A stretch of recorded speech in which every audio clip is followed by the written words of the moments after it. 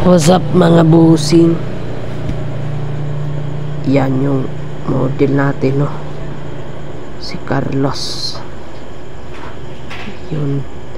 Ang kanyang gupit pala mga idol is burst speed sa gilid mga idol, tapos taper sa likod. Yan yung mga combination sa mga binata ngayon mga idol, no? Mga bata.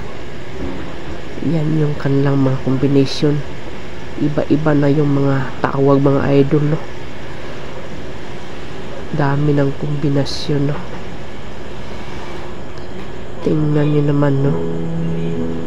Tapos pinakita ko sa inyo dyan. Yan yung sa gilid, no? Burst speed yan mga idol. Tapos sa likod ganyan, nyo. Ganyan yung forma sa likod mga idol.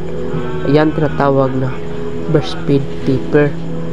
Baka meron kayong mga anak dyan mga idol, mga binata na lalaki, mahilig sa mga uso niyan mga idol. Alam nyo na, kasi usong-uso ngayon sa mga binata yan, no?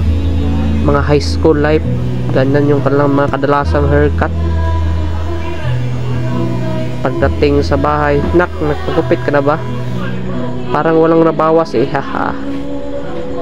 Kanan na siya mga idol, no? Yan, kinuha na natin yung buhok sa ibaba, no, ng kanyang mukha, no, sa gilid. Meron kasi yung mga buhok mga idol, no? Ayan, naglagay na tayo ng pulbos kasi mga idol is tanghalit na yan mga idol. Pagka 1 PM is bumalik pa sila sa kanilang paaralan, kaya kailangan walang matira ng buhok para hindi makati, no? Kati kasi yung buhok mga idol. O yan, kasi kapag mayroong buhok matira, nakatiyan, kaya hindi mawala yun sa atin yung masahiin natin konti, no? Yan yung SOP natin, no? Libre lang yan idol, kasi tinatamad ka maglingkod, masakit yung likod mo, yung ulo, konting massage lang mga idol. SOP lang yan. Ayun, no? Tingnan nyo na, pinsil natin si idol sa likod.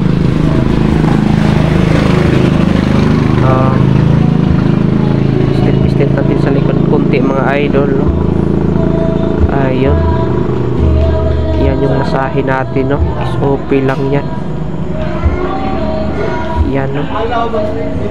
Okay, tingnan nyo mga idol, ganyan lang yung pag masahe idol sa likod. Libre lang yan idol, mga SOP, lalo sa mga barbero dyan. Okay, yan mga idol, no? SOP.